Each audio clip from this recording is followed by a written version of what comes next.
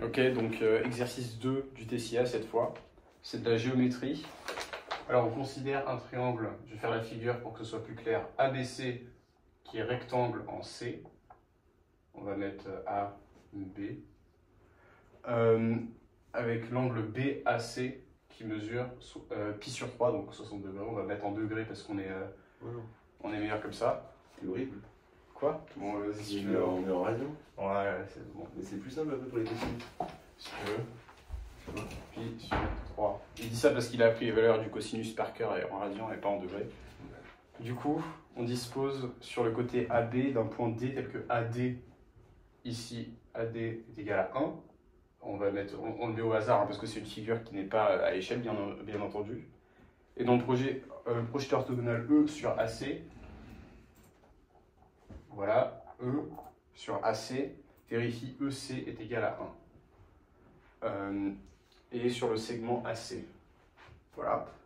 Alors du coup, la première question, M11, la distance AE vaut combien? Donc la distance AE, celle-ci, juste ici. Donc ici, on est dans le triangle rectangle AED. Et du coup, on va directement utiliser les propriétés du cosinus, qui sont donc cosinus de A. Alors on va l'appeler comme ça parce qu'on est gros flemmard. Cosinus de A est égal à adjacent sur donc AE sur hypoténuse 1. Du coup, AE est égal à cosinus de pi sur 3, qui est égal à 1,5. Du coup, voilà, la première réponse, c'est 1,5. Et du coup, c'est bien de mettre directement les réponses là sur la figure, comme ça on ne les oublie pas. Ensuite, la distance DE. DE, c'est ça. Donc voilà, bon, encore des questions bien données là.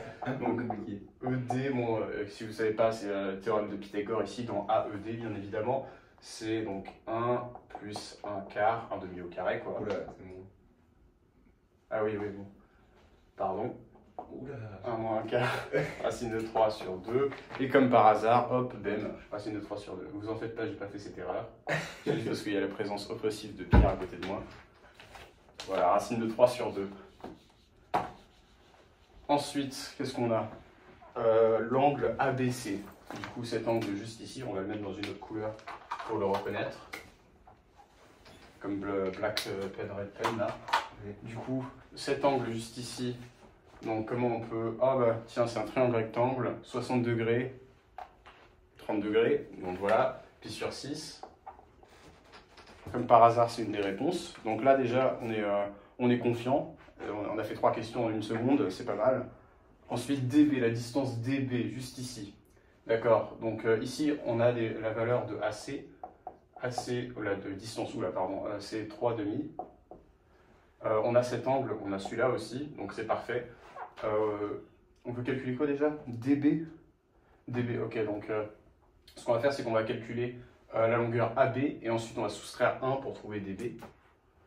Du coup, AB, c'est égal à la racine carrée de... Oula, non, qu'est-ce que je raconte? Il n'y a pas Pythagore. Du coup, ça va être... On a cet angle ici, on a l'opposé, ok, donc c'est sinus de l'angle B qui est égal à AC sur hypoténuse AB. D'où AB qui est égal à AC sur sinus de pi sur 6. Sinus de pi sur 6, attendez, donc 3,5 sur sinus de pi sur 6, donc c'est 1,5. 1,5 fois 2, et du coup ça c'est 3. Voilà, du coup AB est égal à 3 si je ne me trompe pas. Ouais, AB est égal à 3, et du coup DB est égal à 3 moins 1. Ça c'est un calcul très compliqué, hein. Si vous ne comprenez pas, ça fait 2. Mais bon, on demandera à Arthur pour clarifier ce genre de calcul. Donc DB vaut 2. DB vaut 2, voilà. Alors, ensuite, question suivante, la distance BC. Ok, BC c'est ça. Donc là c'est pratique, on peut appliquer Pythagore dans ABC. On a AB qui est égal à 3, donc 2 plus 1, et AC qui est égal à 3,5. Donc en fait, BC, ça va être racine carrée de 9 moins 9 quarts. Et donc ça va être 36 moins 9, 27 sur 4. racine de 27 sur racine de 4. Ça va être 3 racine de 3 sur 2. Bon, on est en terminale, hein, je ne vais pas vous dire comment on fait ça. Donc 3 racines de 3 sur 2. Est-ce que c'est une des réponses? On calcule quoi? BC. Ok, c'est pas une des réponses, mais ça veut sûrement dire qu'il faut développer un truc là. Qu'est-ce qu'on peut développer ici? Ils ont quoi comme réponse? BC. Racine de 3 sur 2. 1 demi. C'est peut-être aucune des réponses proposées. Ah oui, oui, il y a ça. Ouais, donc je crois que c'est aucune des réponses proposées. Donc ensuite, DC. Bon, ça se trouve, je dis ça et... Ouais, ah oui, non, ouais, ok. Ça se trouve, je dis ça et en fait, c'est une mesure cruciale pour le reste. Donc DC, comment on va calculer ça? C'est compliqué. Ah ouais, c'est extrêmement compliqué. Donc DC, on a encore une fois, si vous voulez, si vous ne voyez pas, ici là, EDC, il est rectangle, vu que l'angle DEC, il est égal à 90 degrés. Du coup, en fait là, c'est les théorèmes de Pythagore gratuits. Donc DC, c'est racine carrée de 3 quarts plus 1. Ça, c'est 4, donc 7, racine carrée de 7 sur 2. Est-ce que c'est une des réponses? Oui, incroyable. Voilà, donc maintenant on est confiant à nouveau, même si on s'est peut-être trompé sur CB, ce qui m'étonnerait quand même, parce que je crois que j'ai trouvé ça. Si j'ai trouvé ça. Voilà, donc si Pierre l'a trouvé. Donc voilà, ah merde, j'avais écrit quoi? Racine de 7 sur 2. Ouais. Racine de 7 sur 2. Ok, ensuite, valeur de cos DCE. DCE, ici, je le mets dans une autre couleur. Alors, pour calculer ça, on va encore utiliser les trucs du cosinus. C'est vraiment un exercice accessible au troisième. Non, non, faut pas dire ça, c'est terminal, hein, attention. Donc cos DCE, en plus, il ne faut pas calculer DCE, il faut juste faire le cosinus, et du coup, cos de DCE, ici, ça va être adjacent, DCE, donc adjacent, c'est EC, 1, sur hypoténuse, racine de 7 sur 2, ça va faire 2 racines sur racine de 7. Ça m'étonnerait qu'ils aient des racines au dénominateur, du coup, ça va faire 2 racines de 7 sur 7. Ouais, je pense que c'est ça. Et ouais, bah voilà, c'est une des réponses. Excellent. Voilà, donc ça par contre je vais le noter ici parce que écrire les cosinus au tableau ça va être bien chiant, je sais pas si on le voit. Oui, on voit tout. Ok, cos DCE est égal à 2 racine de 7 sur 7. Ça c'est juste un petit mémo. Ensuite, question suivante, je crois qu'on arrive à la fin là. Sin DCE. Ouh, attention. Alors là, bon, si on veut encore utiliser les trucs là de Pythagore, mais j'en ai un peu marre. Ah non, c'est beaucoup plus rapide. Bah non, on va juste faire sinus de DCE est égal à 1 racine carrée de 1 moins cosinus carré de DCE. Voilà, on varie les plaisirs. Hein, parce que T'es embêté à faire ça? je sais pas ce que j'ai fait, j'ai déjà oublié le sujet de l'après-midi.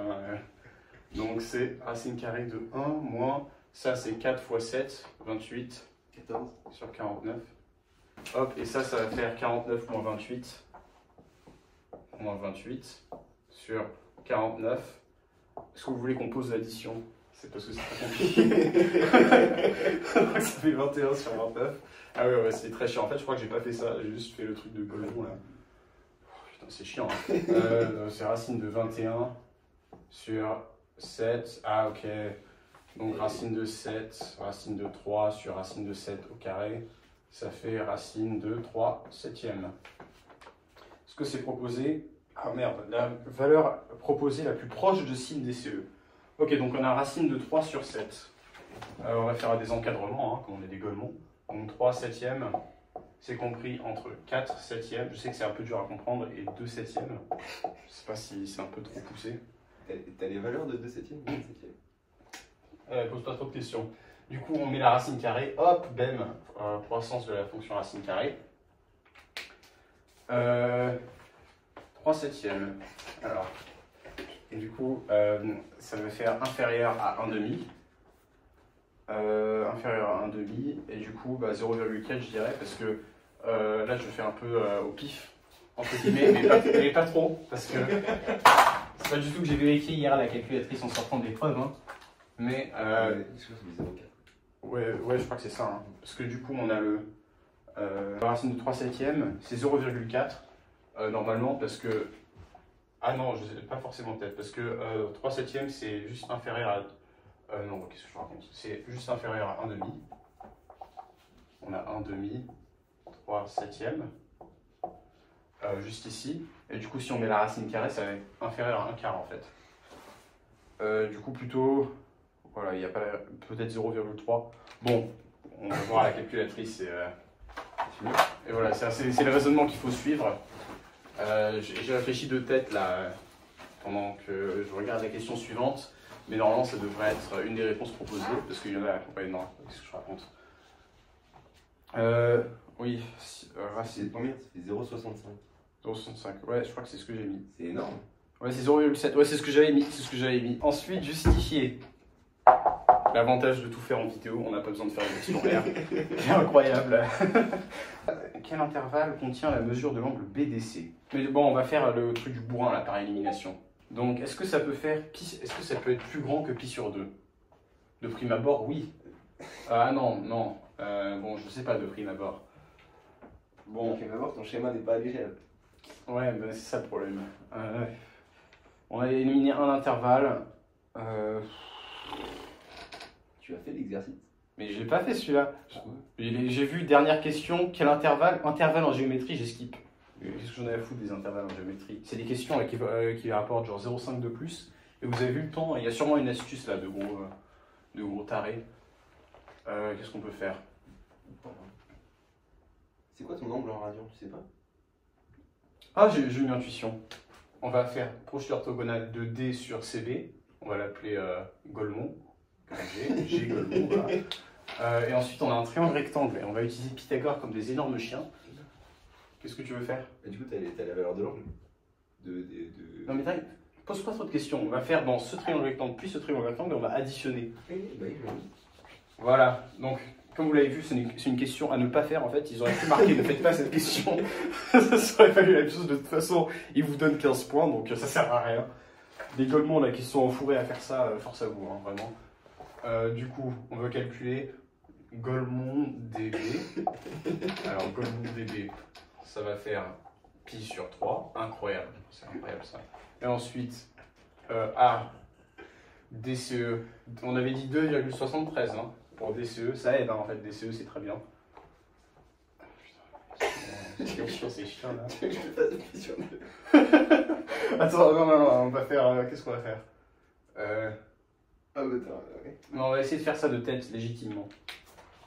Parce que. Ah non, mais c'est pas à l'échelle, putain. Bon, on va essayer de faire le 73. Le 73. On a ça, donc pi sur 3. Déjà, c'est plus grand que pi sur 3. On va éliminer les intervalles. Ouais, oui, comme par hasard, il commence tout ça pi sur 3. Pi sur 3 presque. Bon, voilà, il nous en reste plus que 2 des intervalles. Il y en a un qui est pi sur 4, pi sur 3, donc il est faux. Il reste pi sur 3, pi sur 2, et pi sur 2, 2 pi sur 3. Donc on va voir si il peut être plus grand ou plus petit que pi sur 2. Est-ce que pi sur 2 est inclus dans les deux? Oui, c'est malheureux ça. D'accord, alors voyons cela. On a un angle pi sur 3, et l'autre angle... Intéressant. Il est très intéressant cet exercice. Hein. Bon, déjà, ça c'est EDG. En fait, c'est rectangle. C'est 90 degrés. Oui, un rectangle à 3 points. Bien vu, Pierre. Donc 90 degrés, ça, vu qu'on a fait les projetés orthogonaux et tout. Et du coup, on pi sur 2 plus pi sur 6. Ça fait 6pi plus... Oh, qu'est-ce que je fais, frère? C'est 3pi, 4pi, 2pi sur 3. Sur 6, c'est 2pi sur 3. Ok, 2pi sur 3. Et ça, c'est pour calculer quoi? C'est pour calculer... Je calcule quoi? Ça, oui. Mais en fait, t'es toujours bloqué parce que t'as pas ECD. ECD. On ne pose pas trop de questions, Pierre. Retourne sur le site de l'Evariste. Du coup, qu'est-ce que je calculais là? EDG, on a EDG, ouais. Et on a soustrait. Qu'est-ce que j'ai fait là? Plus pi sur 6. Tout ça. Ah, ça, ouais. Ça va être vraiment pas. Hein. Donc 2pi sur 3, c'est quoi? Ça me rappelle un truc, 2pi sur 3. Ouais, c'est dans les valeurs qu'ils proposent.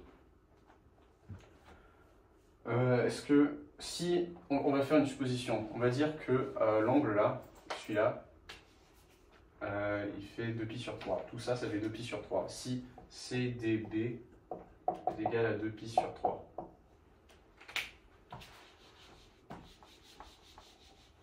L'intuition géométrique, ça pue la merde. Hein. Tu peux pas réfléchir sinon.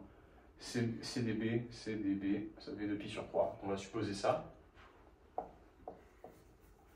Voilà, ça fait 2 pi sur 3. On a ça, c'est pi sur 6, là, celui-là. C'est pi sur 6. Et du coup, 2 pi sur 3. Non, pi moins 2 pi sur 3 moins pi sur 6. Ça fait pi sur 3 moins pi sur 6. Ça fait pi sur 6. Donc, celui-là, il fait pi sur 6. Ça fait pi sur 3. Mais bon, je sais pas depuis quand cosinus de pi sur 3, ça fait 2 racines de 7 sur 7. Du coup, bah voilà, hein, l'intervalle, c'est pi sur 3, pi sur 2. C'est QFD. Voilà, je suis très fier de moi.